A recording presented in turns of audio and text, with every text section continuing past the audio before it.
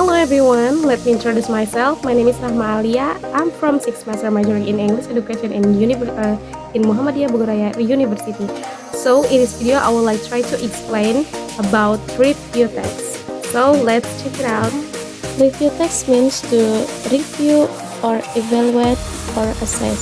So review text is essentially a type of text used to review or provide an assessment of a work. Review text is another term for a review that we often hear. The works that are reviewed or assessed vary. For example, works of art like novels, films, songs, paintings, poetry, performance, and others. In essence, anything that people create or make can be reviewed or assessed, including products that are sold and others. The social function or purpose of review text has two aspects. First, to critique an artwork or even for a public audience, to provide criticism of an artwork or an event for the general audience. Second, to summarize, analyze, and respond to artworks like movies, films, books, plays, and others, to provide a summary or analysis and respond to artworks in the form of films, book, performance. Next, generic structure. First, orientation, background information on the text. In this section, you provide general information about the literary work or product you are reviewing. If the work is a novel, for example, the general information can include the title, author, publisher, and others. Second, interpretative recount summary of an artwork including characters and plot. In this section, you provide a brief summary of the literary work. If it is a piece of literature, such as a novel or film, you can touch on the story's content or synopsis, including the characters in it. However, if it is a product being sold, this section can be filled with the product's uses. And third, evaluation, concluding statement, judgment, opinion, or recommendation. The essence of the review text is in this section, as here you can provide an objective opinion on the work.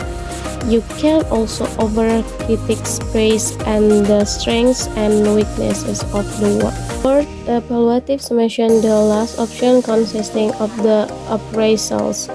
In this section, you can provide a final conclusion of what you conveyed in the evaluation section. If you have an opinion about the product, you can inform whether this product is worth buying or not. And then last, language features. First, focus on specific participants. A specific participant is something that has a particular object. It is not general and only exists in one. Second, a metaphor is a type of figure of speech. According to KBVI, a metaphor is a word or a group of words with a meaning that is not literal but rather a depiction based on similarity or comparison. Third, the simple present tense is a sentence formed with a verb that indicates an activity in the present. Fourth, reviewers also use the simple past tense, especially when they provide a summary or synopsis of a literary work, and this is the case if the summary uses the past tense in the form of a story. However, if the product doesn't need it. Fifth, complex clauses are sentences that consist of one independent clause and one or more dependent or subordinate clause. Sixth, generally. Adjective in a review text aim to provide a description of the state of a product or work to the readers. Example of adjectives include bad, good, and others. Last, conclusion. A review text is a type of text that contains evaluation, critiques, or response to a work such as a book, film, song, food, or other products. The main purpose of the review text is to provide information and options to readers to help them assess the quality of a work before consuming it. This type of text typically follows a structure consisting of an introduction, orientation, interpretation, evaluation, and a summary. Through a review text, readers can gain a comprehensive understanding of the strengths and weaknesses of a work from the writer's perspective. So that's all the explanation from me. Thank you so much for watching. Wassalamualaikum warahmatullahi wabarakatuh.